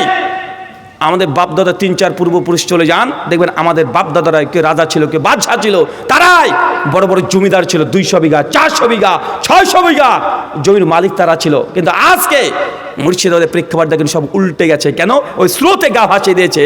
আজকে মুসলমান মুর্শিদাবাদে সবচেয়ে পিছিয়ে আছে না নাই? কথা বলেন। আছে। হচ্ছে আমরা ছিলাম রাজা, আমরাই বাদশাহ, আমরা রাজত্ব করেছি এখান থেকে, এইখানে আজকে ধ্বংস হয়ে গেছে। আল্লাহ সুবহানাহু ওয়া তাআলা আপনাদেরকে বোঝার তৌফিক দান করুক। সকলে পড়ি আমিন। শর্মত শুধু আপনাকে যে কথা বলেছি, আযাব আসার একটাই কারণ, নবীর আদর্শ, নবীর সুন্নাহ, নবীর আদেশকে লঙ্ঘন করা। এটা সবচেয়ে বড় কারণ। যে জাতি তার নবীকে অস্বীকার করেছে, সে জাতিকে আল্লাহ ধ্বংস করে দিয়েছে। আমাদেরও সেই পরিস্থিতি। চলেন, এটা তো আমাদের সাধারণ মানুষের কথা বললাম। আল্লাহ সাহাবীদের সঙ্গে কি করেছে দেখবেন। চলেন দেখাই। সহিহুল বুখারী, কিতাবুল জিহাদ, হাদিস নাম্বার 3039। ওহুদের যুদ্ধ। কোন যুদ্ধ? ওহুদের যুদ্ধ। ওহুদের যুদ্ধের ইতিহাস ইসলামী হিস্ট্রির মধ্যে সবচেয়ে ভয়ঙ্কর, মর্মান্তিক লড়াই। আল্লাহ নবী জীবদ্দশাতে 25খানা যুদ্ধ করেছেন। সাহাবীদের জামানাতে কমপক্ষে আরও 25 থেকে 30টা যুদ্ধ হয়েছে। টোটাল 50 থেকে 60খানা যুদ্ধ মুসলমানদের ইতিহাসে পাওয়া যায়। সবচেয়ে ভয়ঙ্কর মর্মান্তিক যুদ্ধের নাম ওহুদের যুদ্ধ, যে যুদ্ধে নবী স্বয়ং উপস্থিত ছিলেন। এই যুদ্ধে মুসলমানরা হেরে গেছে। কি হয়েছে? হেরে গেছে। চলেন সংক্ষিপ্তভাবে ঘটনা আপনাকে বলি, যে নবীর আদর্শকে লঙ্ঘন করলে, আমি তো দূরে কথা, সাহাবীদেরকেও আল্লাহ সুবহানাহু ওয়া তাআলা ছাড় দেন নাই। ওহুদের যুদ্ধের কয়েকদিন আগে আল্লাহ নবী স্বপ্ন দেখছেন যে ওহুদের প্রান্তে নবীর সাহাবীরা রক্তাক্ত অবস্থায় পড়ে আছে। চট করে নবীর ঘুম ভেঙে গেছে। নবী বুঝতে পারছেন যে না, এই যুদ্ধ মুসলিমদের বড় ক্ষতি হয়ে যাবে। নবী চট করে মসজিদে চলে গেছে, ফজরের সালাত শেষ করেছে। সাহাবীদেরকে নিয়ে পরামর্শ করে বলছে যে সাহাবী, আমার স্বপ্নে এটা দেখেছি যে আমার সাহাবীরা রক্তাক্ত অবস্থায় ওহুদের প্রান্তে পড়ে আছে, তোমাদের কি মন, তোমরা কি যুদ্ধে যাবে? সাহাবীরা বলছে, ইয়া রাসূলুল্লাহ, আল্লাহ যেহেতু যুদ্ধকে ফরজ করে দিয়েছে, যে কোনো মূল্যে যাই হয়ে যাক আমরা যুদ্ধের ময়দানে আমরা যাব ইনশাআল্লাহ। আপনি এখন বুঝতে পারবেন না এই হাদিসগুলো, এই ঘটনাগুলো কেন জানেন? আমরা 2024 সালে বসবাস করছি, টেকনোলজির যুগ, 4K ক্যামেরা 8K ক্যামেরা দিয়ে ডিজিটাল যুগ আমরা দেখতে পাচ্ছি। এই ঘটনা ঘটেছে আজ থেকে 1400 বছর আগে। যে সময় লাইট তো দূরের কথা, হারিকেনের কাছে আবিষ্কার হয় নাই, একটা ট্রেন লাইন তো দূরের কথা, একটা সাইকেলে ভল টিউব আবিষ্কার হয় নাই। মানুষ পানি পান করার জন্য 1 কিলোমিটার 2 কিলোমিটার 4 কিলোমিটার সে মরুভূমি, ধুধু প্রান্ত মরুভূমির মধ্যে ছুটে বেরিয়েছে শুধু পানি পান করার জন্য। 1400 বছর আগে আপনি চিন্তা করেন, ইলেকট্রিক তো দূরের কথা, কোনো কিছু নেই, অন্ধকারের যুগ, বিজ্ঞান টেকনোলজি কিছু নেই। ওই সময়কার ঘটনা বলছি আপনাকে। এই বর্তমান এই যুগকে সামনে রাখলে এই ঘটনা মর্যাদা মান আপনি দিতে পারবেন না। চলে যান 1400 বছর আগে, নিজেকে নিয়ে চলে যান। যে যেতে যদি না পারেন 20 বছর পিছনে যান। এই এলাকাতে আছে 20 বছর আগে ইলেকট্রিক ছিল কথা বলেন? ছিল না, ইলেকট্রিক ছিল না, বিদ্যুৎ ছিল না। সেই সময় রাত্রে 8টা যদি বেজে যেত, কত ভয়ঙ্কর রাত, রাতের অন্ধকার যে কত ভয়ঙ্কর আপনার বুঝতে পারতেন আগে? কথা বলেন, বুঝতে পারতেন? তো 20 বছর আগে যে ইলেকট্রিক না থাকে, তাহলে যদি এত ভয়ঙ্কর পরিণতি হয়, 1400 বছর আগে কোনো টেকনোলজি ছিল না। সেই সময় কার ঘটনা আপনাকে বলতে চাচ্ছি, শুধু মরুভূমি, যেদিকে তাকাবেন মরুভূমি, উট চলাচল করছে, খেজুর বৃক্ষ চতুর্দিকে ঘেরা সাজানো আছে। আল্লাহ নবী উহুদের প্রান্তে তিনি প্রবেশ করলেন। তিনি স্বপ্নাকে দেখেছেন মুসলমানের যুদ্ধে ক্ষতিগ্রস্ত হবে। আর মনে রাখবেন, নবীদের যে স্বপ্ন এটা ওহী, এটা সত্য। স্বপ্নে নবীরা যা দেখে সেটাই ঘটবে। স্বপ্ন কি? নবীর ওহী। তো আল্লাহ নবী গিয়ে তখন দেখছে যে উহুদের মাঠ, যারা হজ উমরাতে গিয়েছেন তারা বুঝতে পারবেন যে উহুদের যে প্রান্ত, উহুদের যে পাহাড়, এই পাহাড়ের মধ্যে দিয়ে যখন যাবেন, 2টো গেট, পেছন দিক দিয়ে ঢোকার গেট, সামনের দিক দিয়ে বের হওয়ার গেট। কয়টা গেট বলেন তো? 2টো গেট। আল্লাহ নবী প্রবেশ করে বুঝতে পারছেন যে এই দিক দিয়ে যদি একবার ঢুকে যাই আমরা, তাহলে পেছন দিক থেকে শত্রুপক্ষ যদি ঢুকে যায়, তাহলে মুসলিম জাতিকে ধ্বংস করে ছেড়ে দিবে। পালানো কোনো গেট নেই। আল্লাহ নবী তখন পরিকল্পনা করলেন, অনেক পরিকল্পনা, রণকৌশল চেঞ্জ করছেন কিভাবে এই যুদ্ধে ও হতাহতের সংখ্যা কমানো যায়। আল্লাহ নবী তখন একজন সাহাবী ছিলেন আব্দুল্লাহ বিন জুবায়ের আনসারী রাদিয়াল্লাহু তাআলা, বিখ্যাত সাহাবী, তীরন্দাজ সাহাবী। মানে যখন তীর নিক্ষেপ করত, কোনো তীর তার লক্ষ্য ভ্রষ্ট হতো না, যেখানে নিশানা করত ওইখানেই লাগতো। জীবনের তীর কখনো তার বিফলে যায় নাই। আল্লাহ নবী ওই রকম তীরন্দাজ একজন সাহাবীকে বললেন যে তোমার সঙ্গে 50 জন সাহাবী দিচ্ছে। কতজন বলেন তো? 50 জন। 50 জন সাহাবীকে দিয়ে বললেন যে পাহাড় আছে, ওদের পাহাড়ের উপরে উঠে যাও, যে গোল হয়ে তোমরা ঘিরে দাঁড়াবে, তীর নিয়ে রেডি থাকবে। যখন যুদ্ধ শুরু হয়ে যাবে, উপর থেকে পাহাড় থেকে কাফেরদের জন্য তীর নিক্ষেপ করবে। সাহাবীকে বলে দিলেন। আর আল্লাহ নবী এটার সঙ্গে সঙ্গে বললেন, শোনো, যদি দেখো মুসলমানরা নিচে জিতে গেছে, বিজয়ের পতাকা উত্তোলন করে দিয়েছে, আমি নবী যতক্ষণ তোমাদেরকে নিচে নামতে না বলছি ততক্ষণ কেউ তোমরা নিচে নামবে না। অথবা যদি দেখো মুসলমানরা নিচে মার খাচ্ছে, রক্তাক্ত হয়ে গেছে, আমাদের শরীর আসমান থেকে চিল এসে কেটে কেটে নিয়ে চলে যাচ্ছে, তারপরেও আমি নবী তোমাকে যতক্ষণ আদেশ না করছি 50 জন সাহাবী পাহাড় থেকে কেউ নিচে নামবে না। এটা কি বলেন তো? নবীর কি আদেশ। নবীর চাচা আমির হামজা, চাচা আপনি ওইখানে দাঁড়াবেন, ওইখানে দাঁড়াবেন তরবারি নিয়ে। হানজালা তুমি ওই জায়গাতে দাঁড়াও, জাবের বিন আব্দুল্লাহ তুমি এইভাবে দাঁড়াও। গোটা উহুদের প্রাণ হচ্ছে আল্লাহর তরবারি। উহুদের যুদ্ধই সে এখনো মুসলমান হয়নি, সে কাফের। আর কাফেরদের দলনেতা তাকে সাইফুল্লাহ এই জন্যই বলা হতো। খালিদ বিন ওয়ালিদ যে যুদ্ধের লিড করেছেন, নেতা হয়েছেন, সেই যুদ্ধে খালিদ বিন ওয়ালিদ জিন্দেগিতে ইতিহাসে নেই যে খালিদ বিন ওয়ালিদ যুদ্ধে হেরে গেছে, নাই। যখন কাফের অবস্থায় ছিল, যে যুদ্ধে গিয়েছে সে যুদ্ধে বিজয়, যে মুসলমান হয়েছে যে যুদ্ধে এসেছে সে যুদ্ধেই মুসলমানদের বিজয় হয়েছে। এমন একজন যোদ্ধা খালিদ বিন ওয়ালিদ, একদম 3000 উট নিয়ে 1000 ঘোড়া নিয়ে যুদ্ধে সজ্জিত অবস্থায় একদম ধাওয়া করে তীরের গতিতে ওদের প্রান্তে ঢুকে পড়েছে। যখনই ঢুকে পড়েছে মুসলমান শত্রু বাহিনীর সঙ্গে তুমুল লড়াই, প্রচুর লড়াই চলছে, মর্মান্তিক লড়াই। এই লড়াইগুলো আপনাকে বলা সম্ভব নয়। আর উপর থেকে সাহাবীরা তার দুর্বল গতিতে উপর থেকে তীর নিক্ষেপ করতে শুরু করে দিয়েছে। কয়েক ঘন্টা লড়াইয়ের পরে উহুদের প্রান্তে যত কাফের ছিল একজন আর নেই, সব উল্টো দৌড় দিতে শুরু করেছে। উহুদের মাঠ ত্যাগ করে তা ছুটে পালাচ্ছে। কাফেররা হেরে গেছে, মুসলমানরা জিতে গেছে, বিজয়ের পতাকা উত্তোলন করে দিয়েছে। তারা আনন্দিত, উল্লাসিত, তারা গনিমতের মাল নিয়ে ব্যস্ত হয়ে যাচ্ছে। আর খালিদ বিন ওয়ালিদ তার সৈন্য নিয়ে ওদের মাঠ ত্যাগ করে উল্টো দিক থেকে ছুটছে, যুদ্ধে হেরে গেছে তারা। সাহাবীরা আনন্দ করছে, আরে স্বপ্নে নবী দেখেছিলেন যে আমাদের ক্ষতি হয়ে যাবে, কিন্তু আমরা যুদ্ধে জিতে গেছি, আলহামদুলিল্লাহ, আনন্দিত উল্লাসিত। গনিমতের সম্পদ কাফেরা যা ফেরত হয়েছে ওরা কুড়াতে তারা ব্যস্ত হয়ে পড়েছে। অনেকক্ষণ যখন চলে গেছে খালিদ বিন ওয়ালিদ তার সৈন্য সামন্ত নিয়ে অনেকটা দূরে, সে চিন্তা করছে কি ব্যাপার, হেরে গেলাম কেন? খালিদ বিন ওয়ালিদ হেরে যাবে, হারলাম কেন? কারণ কি, কোন ভুলের কারণে? খালিদ বিন ওয়ালিদ দূর থেকে পাহাড়ের দিকে লক্ষ্য করে, দেখছে উঁচু একটা টিলা, পাহাড়, উহুদের পাহাড়। ওই পাহাড়ের উপরে 50 জন সাহাবী তীর নিয়ে তাকে নিক্ষেপ করেছে। আর নিচে কাফেররা ওই বাহিনীকে দেখতে পায় নাই, তার বুঝতেই পারে নাই যে তীর কোন দিক থেকে আসছে, তাই নিশানাই করতে পারে নাই। খালিদ বিন ওয়ালিদ জলদি বুঝে নিলেন যে তাদের যুদ্ধে পরাজিত হওয়ার মূল কারণ ওই 50 জন সাহাবী ওপর থেকে তীর নিক্ষেপ করেছে। কত কি বুঝতে পারলেন?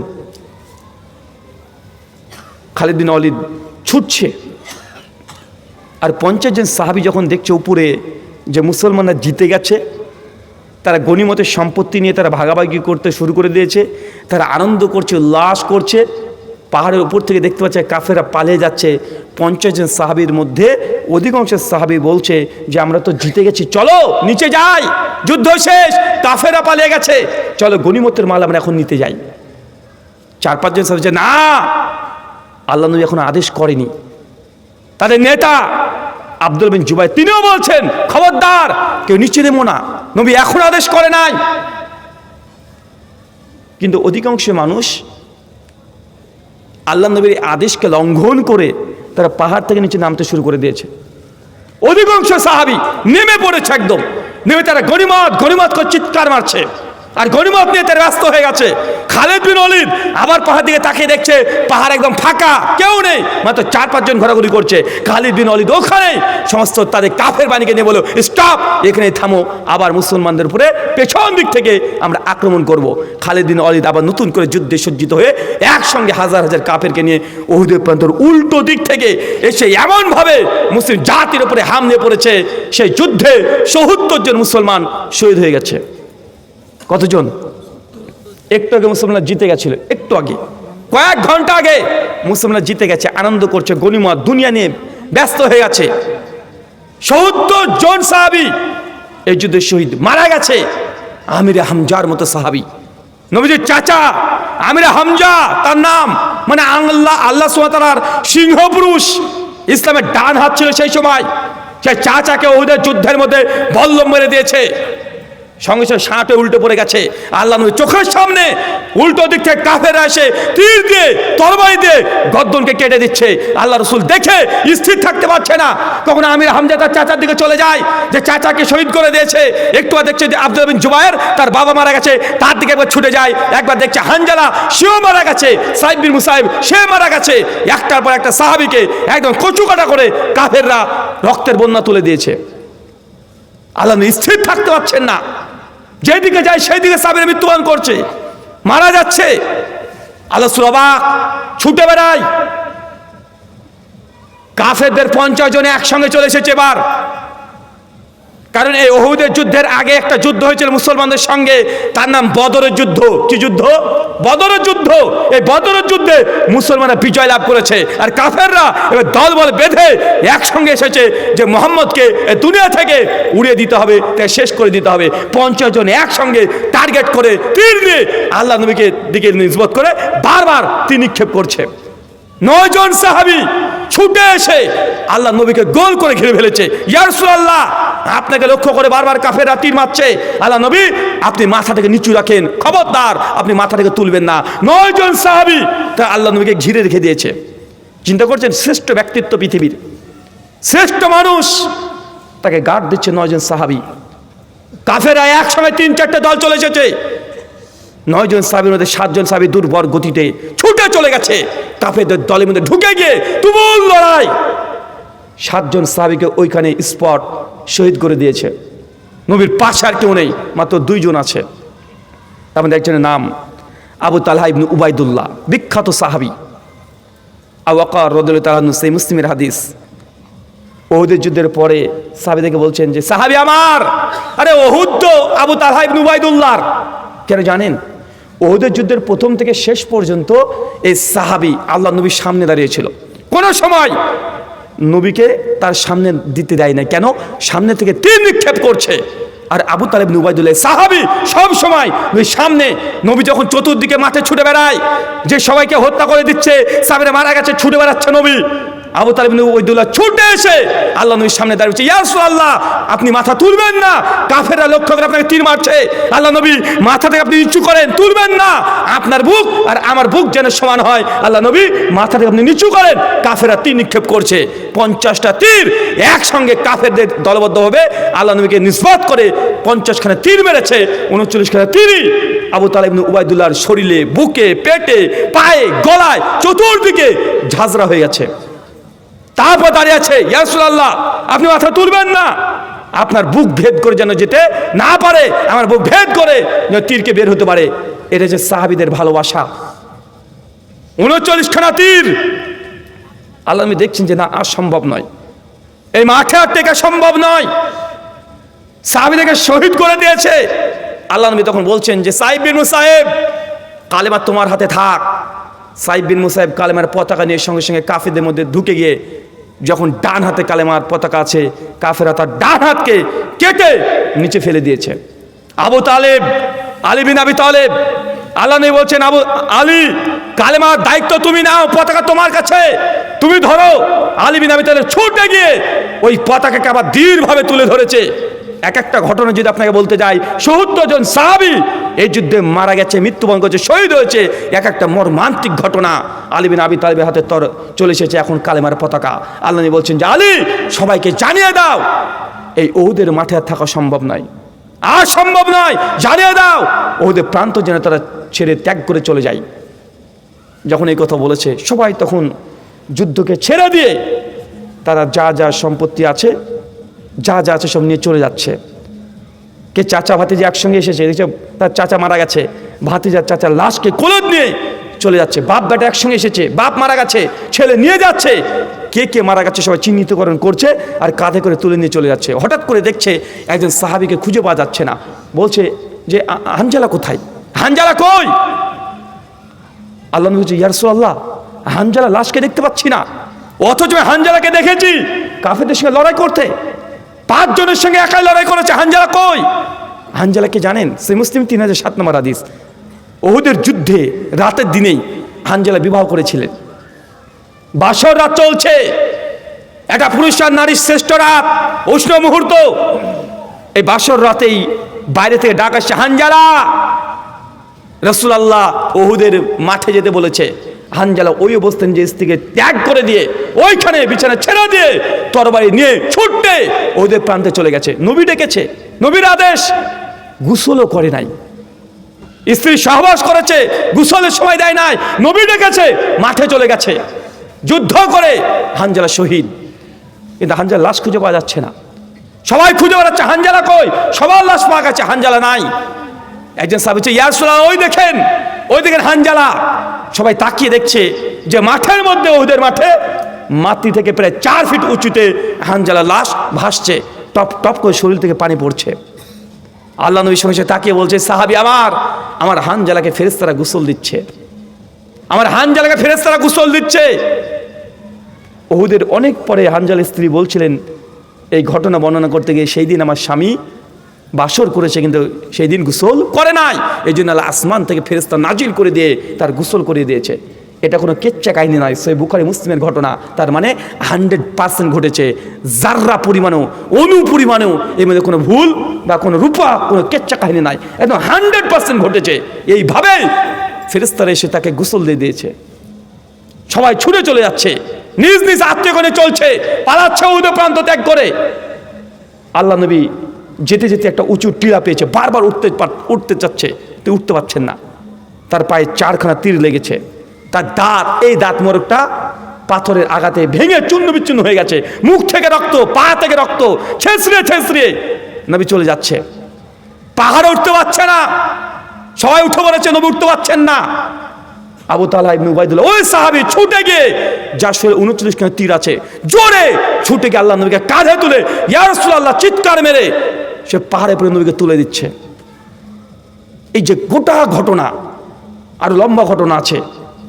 সহিহ বুখারী 3039 নম্বর হাদিস, কিতাবুল উহুদের মধ্যে, জিহাদের মধ্যে উহুদের অধ্যায়ে ডিটেল ঘটনা আছে। সিরাত ইবনে হিশাম দ্বিতীয় খণ্ড 425 থেকে 452 পৃষ্ঠা পর্যন্ত কমপক্ষে 30 পৃষ্ঠা ধরে এই উহুদের যুদ্ধের ঘটনা লেখা আছে। যে সহিহ ঘটনা সেগুলো বললাম, আরও জয়ীফ জাল অনেক ঘটনা আছে। আমার প্রশ্ন আপনাদের কাছে, ভাই বলেন তো, মুসলমানরা যুদ্ধে জিতে গেছিল উহুদের যুদ্ধ ফার্স্ট রাউন্ডে, সেকেন্ড রাউন্ডে মুসলমানরা এই যুদ্ধে ক্ষতিগ্রস্ত হয়েছে, মুসলমানরা পরাজয়ের গ্লানি ভোগ করেছে। বিজয় অর্জন করার পরেও তারা এই দ্বিতীয় রাউন্ডে এসে তারা অপদস্থ হয়ে গেছে। কারণ কি? কারণ বের করেন তো, কি কারণ? জি, আল্লাহর নবীর আদেশকে উল্লঙ্ঘন করা, 1 2 নিজেদের মধ্যে আপোষে মতভেদ। কি? ওই যে 50 জন সাহাবীর কিছু বলছে যে না নিচে চলে যাবো, আর কিছু বলছে না থাকবো। কি বলেন তো দ্বিতীয় কারণ? আপোষে মতভেদ। 3 মতভেদ হয়েছে এ কথা ঠিক, কিন্তু সমাধান নবীর হাদিস থেকে নেয়নি, নবীর আদেশ থেকে নেয় নাই। কি থেকে নিয়েছে? নিজের যুক্তি। আরে আমরা তো যুদ্ধে জিতে গেছি, কাফেররা পালাচ্ছে, কি আজকে প্রাধান্য দিয়েছে হাদিসের ওপরে, কি আজকে প্রাধান্য দিয়েছে। 4 দুনিয়ার প্রতি লোভ আর লালসা। ওই যে নিচে গনিমতের মাল ছুটচুপুর থেকে, আরে গনিমত ছুঁয়ে ভাগ করে নিচ্ছে আমাদের ভাইয়েরা, গনিমত চলে গেল, শেষ হয়ে গেল, গনিমত করে তার নিচে নামতে শুরু করে দিয়েছে। এই টোটাল 4টে কারণ ছিল। উহুদের যুদ্ধে মুসলমানরা বিজয়ের পরেও আবার পরাজয়ের গ্লানি ভোগ করেছে। 4টে কারণ। 1 নবীর আদেশকে লঙ্ঘন করা, যেটা প্রতিদিন আপনি আপনার পরিবার করছেন, সব জায়গায় যা বলেছে তার উল্টো আপনি চলছেন। আপনি থেকে শুরু করে আপনার ছেলে মেয়ে বাপ স্ত্রী সব জায়গায় নবীর আদেশকে আপনি লঙ্ঘন করছেন, তা আপনার উপরে ফিতনা আসবে না? আল্লাহ সাহাবীদেরকেও এই উহুদের মতো জিনিসের সম্মুখীন করে দিয়েছে। কেন? নবীর একটা আদেশকে লঙ্ঘন করেছে। নবী বলেছিলেন খবরদার, আমি যতক্ষণ আদেশ না করছি কেউ পাহাড় থেকে নামবে না, কিন্তু তারা শুনে নাই। একটা আদেশকে লঙ্ঘন করেছে। কয়টা? একটা আদেশকে লঙ্ঘন করেছে। তাই 70 জন মুসলমান এই যুদ্ধে শহীদ হয়ে গেছে। ভারতবর্ষের মুসলমান প্রতিদিন কত হাজার শত শত আপনি নবীর সুন্নাতকে লঙ্ঘন করছেন না? আল্লাহ কি আপনাকে কি করবেন? আপনাকে আল্লাহ সুবহানাহু ওয়া তাআলা গোলামিত্ব করাবেন, কাফেরদের গোলাম বানিয়ে রাখবেন। আল্লাহ বনী ইসরাইলকে ফেরাউনের গোলামিত্ব করিয়েছেন, করার নাই? বনী ইসরাইল কারা? আরে নবীর সন্তান তারা, কিন্তু নবীকে অস্বীকার করেছে, নবীর আইনকে অমান্য করেছে। বনী ইসরাইল 40 বছর গোটা পৃথিবী তারা একদম ঘুরে বেরিয়েছে, কোনো কুল কিনারা পায় নাই। কেন? নবী মূসা আলাইহিস সালামের আনিত বিধানকে তা লঙ্ঘন করেছে। মূসা আলাইহিস সালাম যেই দিকে ডেকেছে তার উল্টো দিকে চলেছে। এই জন্য আল্লাহ গজব দিয়েছিলেন। 40 বছর বনী ইসরাইল গোটা বিশ্ব ভ্রমণ করেছে, কোনো কিছু কিনারা ঠিক করতে পারে নাই। বলে না অনেক সময় গ্রামের বাংলার মানুষ যে আমাকে রাতে হুইলিতে ধরেছিল, বলে না যে কোথায় কোথায় চলে যায় কিছু চিনতে পারি না। তো নবীর আদেশকে লঙ্ঘন করলে আল্লাহ সুবহানাহু ওয়া তাআলা এইভাবে গোটা বিশ্ব জগতে গোলামিত্ব করাবে। কি করাবে? কথা বলেন। গোলামিত্ব করবেন, গোলাম দাস, কি তো দাসের মতো আপনার সঙ্গে আচরণ করবে। আজকে তারা প্রভুত্ব বানিয়ে বসে আছে, যারা আজ থেকে 100 বছর আগেও মুসলমানের পা ধুয়ে তারা পানি খেত, আজকে মুসলমান গোলাম হয়ে গেছে, তারা প্রভু হয়ে গেছে। হয়েছে না? কেন? নবীর আদর্শকে লঙ্ঘন করেছেন। বাঁচতে যদি চান, বাঁচাতে পারে একমাত্র ইসলাম। কে? কথা বলেন। কে বাঁচাতে পারে? কে পারে? মুসলমানরা নির্যাতিত ইসলামের কারণে, তাই ইসলামকে ঢাল করতে হবে। কি করতে হবে? ইসলামকে ঢাল করতে হবে। মুসলমানরা যদি নির্যাতিত হয় শুধু আমি মুসলমান এই কারণে, তো মুসলমানকে ডবল মুসলমান হতে হবে, সবাইকে মুসলমান হতে হবে। কজনকে নির্যাতন করবে? কথা বুঝতে পারলেন না ভাইজান? কজনকে করবে? কিন্তু আমরা 100 জনের মধ্যে 1 জন মুসলমান, আর 99 জন আমরা কাফের মুশরিক, তাদের সঙ্গে আমরা চলাচল করছি, সব কিছু তাদের মতো আচার ব্যবহার চরিত্র সব কিছু তাদের সঙ্গে আছে। তো মুসলমানের শত্রুতা, মুসলমান মোদিজি কতটুকু শত্রুতা করেছে, যোগী কতটুকু করেছে? মুসলমানরা মুসলমানদের সবচেয়ে বড় শত্রু।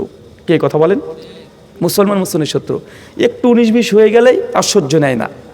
একটু 19-20 মুসলমান ভাইয়ের সঙ্গে যদি হয়ে যায় আশ্চর্য নেয়। দ্বন্দ্ব, ঝামেলা, মারামারি, ফিতনা, ফাসাদ, কাফের ফতোয়া, মুরতাদ ফতোয়া দেওয়া হয় কি হয় না? হয় না? হয়।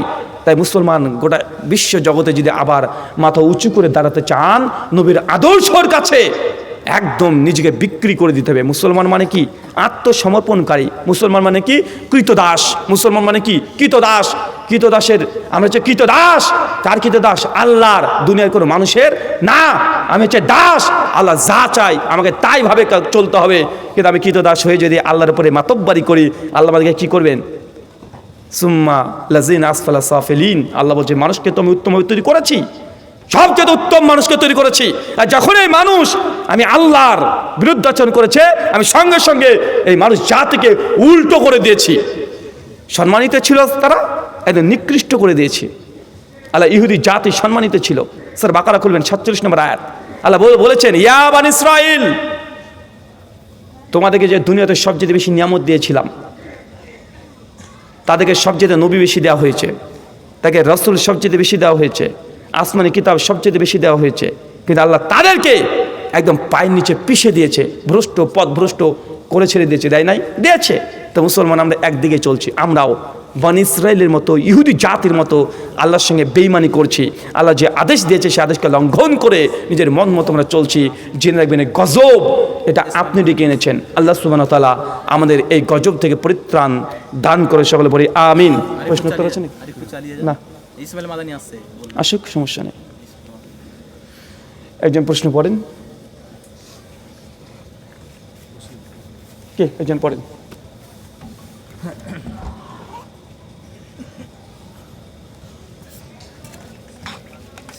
প্রচন্ড ঠান্ডার রাতে গোসল করব করব বলে শুধুমাত্র ওযু করলে নামাজ হবে কি? প্রশ্ন স্পষ্ট না। ফরজ গোসল হলে, গোসল ফরজ, প্রশ্ন স্পষ্ট না, ছেড়ে দেন। আচ্ছা, প্রচন্ড ঠান্ডার রাতে গোসল ফরজ হলে শুধুমাত্র ওযু করলে নামাজ হবে কি? কেন রে ভাই, গোসল ফরজ ওযু করবেন? ঠান্ডা থেকে মরে যাবেন? ডাক্তার যদি প্রেসক্রাইব করে দেয় যে এই রাত্রিতে তুমি যদি গোসল করো তা তোমার মৃত্যুর হুমকি আছে, তাহলে সেই ক্ষেত্রে আপনাকে ছাড় দেওয়া যেতে পারে যে গোসল ফরজ, সেই সময় ওযু করে আপনি সালাতে দাঁড়াবেন। কিন্তু স্বাভাবিক এমনি গরম লাগছে, এমনি ঠান্ডা লাগছে, পানি গরম করার আলসি অলসতা, ওইদিকে গরম করেছে কোনো সমস্যা নাই, এদিকে পানি গরম করতেই সমস্যা, ওর তোমার জন্য হবে না। জি, হস্তমৈথুন করার ইচ্ছা হলে করণীয় কি? মাস্টারভিশন, হস্তমৈথুন যদি করার ইচ্ছে হয় কি করবেন? হারাম, করা যাবে না। কি করবেন মানে? সূরা মুমিনুন আয়াত নম্বর 7। স্ত্রী এবং দক্ষিণ হস্ত মানে কৃতদাস যদি নিজে থাকে, এই ব্যতীত কোনো জায়গায় নিজের স্পাম বীর্যস্খলন করা যাবে না, যে কোনো পদ্ধতিতে হোক। কথা বুঝতে পারলেন? 2, কি করবেন? বয়স হয়ে গেছে, বিয়ে করেন।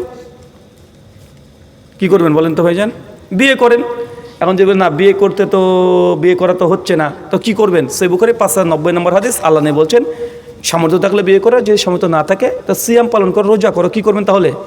রোজা। এর শরঈ প্রেসক্রিপশন। আর সায়েন্টিফিকভাবে যদি নিতে চান, মনে রাখবেন মাস্টারভিশন বা হস্তমৈথুন চাই নারী হোক অথবা পুরুষ হোক, যেই করুক না কেন, এমনি কল্যাণ কিছু নেই, যা আছে সব ক্ষতি।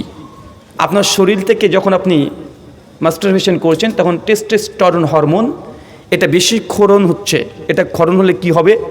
এই হরমোন শরীর থেকে যত বেরিয়ে যাবে, যত দ্রুত বেরোবে, প্রতিদিন যদি বের হয়, তাহলে আপনার বেশ কয়েকটা সমস্যা হবে, যেটা জটিল এবং বড় সমস্যা। তার মধ্যে একটা, যে বয়স আপনার 26 মনে হবে 40।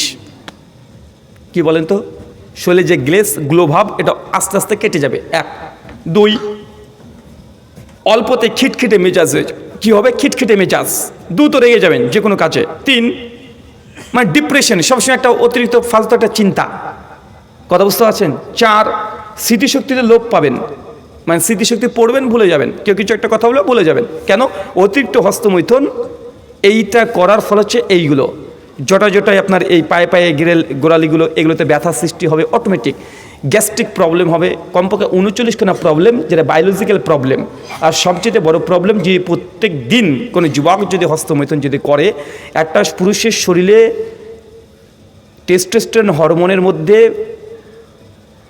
কমপক্ষে 40 থেকে 45 কোটি শুক্রকীট উৎপন্ন হয়। কথা বুঝতে পারলেন?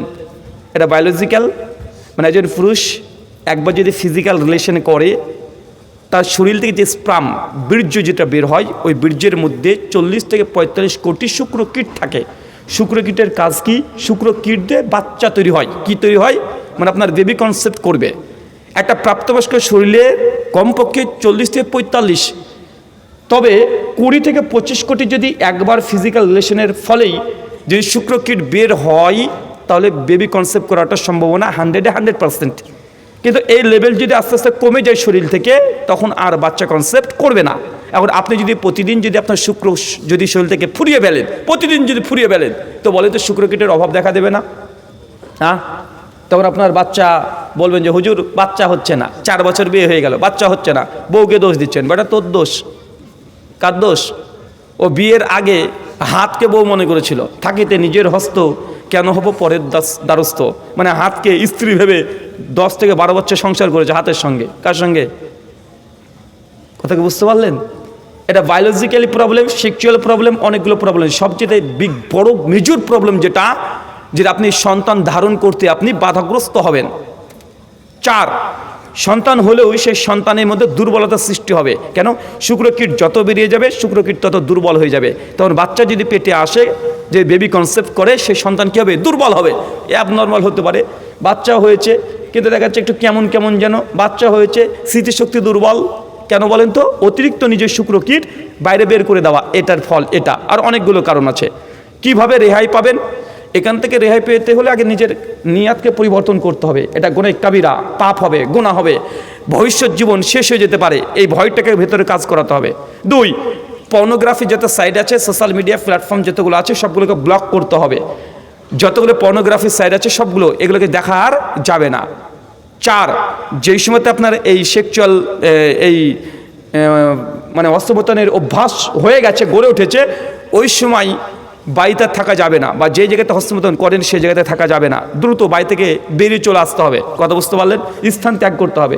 4 নাম্বার, কম্পিউটার ল্যাপটপ যদি পার্সোনাল ঘরে থাকে আর দেখার যদি অভ্যস্ত হয়ে থাকেন, তাহলে কম্পিউটার ল্যাপটপকে ঘরের মধ্যে রাখা যাবে না। পরিষ্কারভাবে আপনি একদম ডাইনিংয়ে নিচে রেখে দিতে হবে। 6, বেশি বেশি এক্সারসাইজ করেন, জিমে ভর্তি হয়ে যান, শরীরের মধ্যে দরদ তৈরি হবে, অটোমেটিক আস্তে আস্তে নেশা কেটে যাবে। 7, বেশি পরিশ্রম করেন। কি করবেন? কথা বলেন। বেশি পরিশ্রম করবেন। 8, সবসময় নিজেকে বিজি, ব্যস্ত রাখেন, তাহলে এই চিন্তার টেনশনগুলো আর আসবে না। 8, গার্লফ্রেন্ডকে তালাক দেন, একদম বায়ান তালাক। কথা বুঝতে পারেননি? কি করতে হবে? মানে একদম 3 তালাক শেখ। ভালো আছে, ভাগরতে এলাম। আচ্ছা আচ্ছা, গার্লফ্রেন্ডকে কি করতে হবে? কি বলেন? একজন প্রশ্ন করছে, হুজুর শুনেছি ধোঁকা দেওয়া এটা হারাম। তা আমি আমার গার্লফ্রেন্ডকে বলেছিলাম তোমাকে বিয়ে করব, কিন্তু এখন দেখছি যে মেয়েটা ভালো না, তো এখন কি তাকে ধোঁকা দিতে পারবো? আমি বলেছি বেটা ফরজ, তুই ধোঁকা এখনই দে। বলছে গার্লফ্রেন্ডকে কত বড় আল্লাহর অলি, ও গার্লফ্রেন্ডকে আবার কি করেছে বলেন তো? কথা দিয়েছে। চিন্তা করতে পারছেন? একজন বলছে, ভাই রুল ভাই, আমার সঙ্গে আমার একটা দিনী বোন আছে, সেই দিনী বোনকে আমি দাওয়াত দিই। বাড়ি কোথায়? তো অমুক জায়গায়, মানে ওর দেশেও না, বাংলাদেশে, ইন্ডিয়ার ছেলে, মুর্শিদাবাদ আমাদের। ও বাংলাদেশের মেয়েকে দাওয়াত দিচ্ছে। কি করে? বলছে ফজরে আমি তাকে ডেকেও দিই, ওর বোন নামাজ পড়ে না। বুঝতে পারলেন না? মানে যে এই বাংলাদেশের কোনো এক মেয়েকে ফোন করে ফজরে ডেকে দেয়, কত বড় আল্লাহর অলি। ওর বাড়িতে ওর বোন নাক ডেকে ঘুমাচ্ছে, ওর বাপ ঘুমাচ্ছে, ওর মা ঘুমাচ্ছে, ওর 14 গোষ্ঠী ঘুমাচ্ছে, কাউকে ডাকে না, ওই মেয়েটাকে দাওয়াত দিচ্ছে বাংলাদেশের। কত বড় আল্লাহর অলি দেখেছেন? মানে কত বড় শয়তান, মানে যে নেক্সট সুরাতের শয়তান। তাই এই দিনী বোন বা তোমার গার্লফ্রেন্ড, এই যতগুলো শব্দ আছে, এগুলোকে এক বৈঠকে 3 তালাক দিতে হবে, এখনই তালাক দিতে হবে, নচেত এখান থেকে বেরিয়ে আসা সম্ভব নয়। শুকরান। বিয়ের উদ্দেশ্যে কোনো মেয়েকে লুকিয়ে দেখা যাবে কি? বাহ, চমৎকার। জাবের বিন আব্দুল্লাহ থেকে শোনা, ইবনু মাজাহ কিতাবুন নিকার মধ্যে হাদিস বর্ণনা আছে। আল্লাহ নবী পরিষ্কারভাবে জানিয়ে দিয়েছেন যে বিয়ের পূর্বেই পাত্রপক্ষ পাত্রীকে দেখবে, এটা দেখাটাই উচিত। মা যা পছন্দ করছে তাই আমি করব, তোকে এত বড় আল্লাহর ওলি হতে হবে না। তোর মা সংসার করবে না, তুমি করবে। কে করবে? ইসলামী শরিয়াতে একজন পাত্র পাত্রীকে দেখবে, এই দেখাটাই ইমাম আহমদ বলেছেন ওয়াজিবের কাছাকাছি। কেন? অধিকাংশ ডিভোর্স, তালাক হয় শুধুমাত্র নিজের পছন্দ অপছন্দ না হওয়ার কারণে ডিভোর্স হয়ে যায়। তাই একজন ছেলে একজন মেয়েকে দেখবে। অনেক সাহাবী পাওয়া যায় যে যেমন আবু দাউদ রাদিয়াল্লাহু তাআলা আনহুর রেওয়াত পাওয়া যায় যে তিনি খেজুর গাছের উপর থেকে যাকে বিয়ে করবেন দূর থেকে লুকিয়ে লুকিয়ে দেখেছেন। এখন লুকিয়ে লুকিয়ে দেখা মানে এই না যে বাথরুমের ছাদে উঠে বসে থাকবেন, এরকম না। মেয়েকে দেখবেন মানে বলে দিলেন যে চলো আজকে এক কাজ করো, ওই আমাদের লালবাগে ওই হোটেলে চলে আসো, মানে দেখা দেখি, এরকম না। গার্জিয়ান থাকবে, কি থাকবে কথা বলেন, মেয়ের অলি থাকবে, আপনার দুজন একই সঙ্গে একটা মিটিং আয়োজন করতে পারেন বাড়িতে, ছেলে থাকবে মেয়ে থাকবে, গার্জিয়ান গেটের কাছে দাঁড়িয়ে থাকবে, তার এমন কিছু কথা বলবে যেন বুঝতে না পারে, কারণ অনেক কথা থাকতে পারে দুজনের মধ্যে যেটা বাবা মা থাকলে বলতে পারবে না, মানে শুধু দেখতে পাবে এরকম একটা পজিশন তৈরি করবে, ছেলে মেয়ে কী কথা বলছে গার্জিয়ান না শুনলেই হলো, শুনলে সমস্যা নেই, তবে কি তারা ফ্রিনেসভাবে কথা বলতে পারবে। কথা বুঝতে পারলেন? তার মানে এই নয় যে আলাদাভাবে একদম এই মতিঝিলে ডেকে নিলেন আসো, এরকম না, দেখবেন এটা শুননা। শুকরান। বাড়ি থেকে বের হয়ে রাস্তাঘাটে বিপদে পড়েছি, তখন কি করা যায় উচিত? বাইরে থেকে বের হয়ে বিপদে পড়েছেন, কি বিপদ রে ভাই? বিপদ তো কোটি রকমের হতে পারে, বিপদ তো উল্লেখ করতে হবে। এখন যদি বাইরে থেকে বেরিয়ে দেখে কোনো নারীকে দেখেছেন, দেখে মনে হচ্ছে যে না ভালো ছিল, সুনান ইবনু মাজার স্পষ্ট হাদিস, আল্লাহ নবী এসে বলেছেন নিজের স্ত্রীর কাছে চলে আসবে, ওটাকে যা দেখেছো বাড়িতে তাই আছে। এখন কোন বিপদে পড়লেন ভাই? টাকার বিপদ, ফোনপে ব্যবহার করেন, আর কি বলবো রে ভাই, বিপদ তো উল্লেখ করতে হবে। জি, নামাজে মনোযোগ বসাতে পারছি না, এক্ষেত্রে কি করা উচিত? নামাজে বা সলাতের মধ্যে মনোযোগী হতে পারছেন না, কি করবেন? ছোট ছোট গুনাহ থেকে দূরে থাকেন। ইমাম আহমদ ইবনে হাম্বল রাহিমাহুল্লাহকে প্রশ্ন করেছিল যে সলাতে একাগ্রতার জন্য করণীয় কি? হাফেজ ইবনে আব্দুল বাদ তার জামে বাইনাল ইলম ওয়াল ফাজলির মধ্যে মুকদ্দমাতে নিয়ে আসছে, প্রথম কাজ ছোট ছোট গুনাহ থেকে দূরে থাকতে হবে। কথা বুঝতে পারলেন? যখন ছোট গুনাহ থেকে দূরে থাকবেন তখন অটোমেটিক আপনার একাগ্রতা, আপনার ঈমান, তাকওয়া অটোমেটিক বাড়বে। 2 নাম্বার, সলাতে কি পড়ছেন এগুলোর অনুবাদ বা কি পড়ছেন এটা বোঝার মতো, সেটা যেন সূরাতুল ফাতিহা আপনি পড়ছেন আলহামদুলিল্লাহ রাব্বিল আলামিন, এই যে এটা পড়লেন, সঙ্গে সঙ্গে স্মরণ করার চেষ্টা করেন যে কী পড়ছেন, ট্রান্সলেশন, অনুবাদ যদি আপনার জানা থাকে। মানুষের ব্রেন একসঙ্গে 2টো কাজ করতে পারে, সর্বোচ্চ কয়টা? 2টা। মানে একটা চিন্তা, একটা কথা ভাবছেন, তার সঙ্গে আরেকটা ভাবনা হতে পারে। মানুষ একসঙ্গে 3টে চিন্তা করতে পারে না। যেন আপনি আলহামদুলিল্লাহ রাব্বিল আলামিন পড়ছেন আর সঙ্গে সঙ্গে মনে করে ট্রাই করবেন, ব্রেন বিজি হয়ে গেল। কি হলো কথা বলেন? ব্রেন কি হলো? বিজি হয়ে গেল।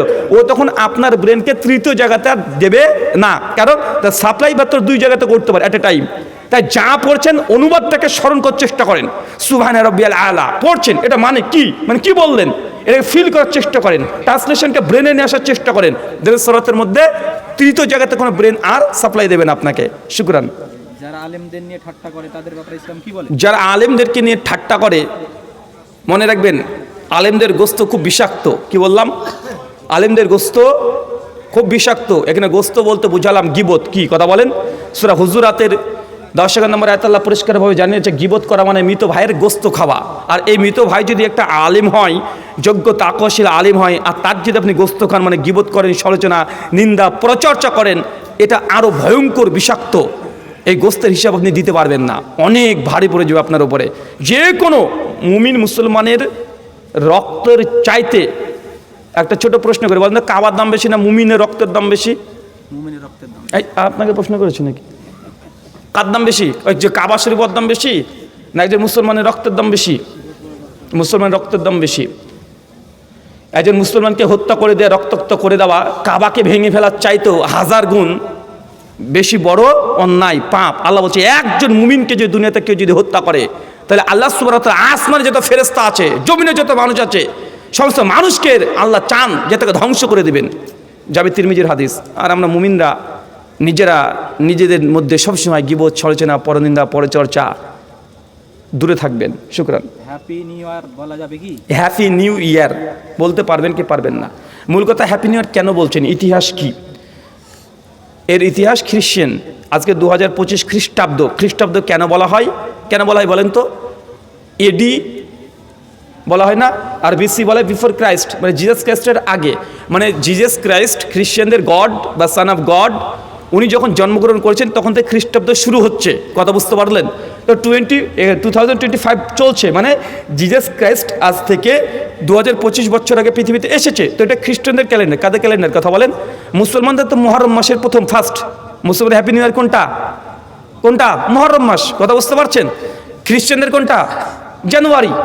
তো এটা গ্রিক দার্শনিক, গ্রিক ক্যালেন্ডার অ্যান্ড খ্রিশ্চানদের বিভিন্ন থিওলজি ক্যালেন্ডার থেকে এটা এসেছে। মানে জিজাসকে যখন জন্মগ্রহণ করেছে তারপর থেকেই এই মানে ক্যালেন্ডার শুরু হয়েছে।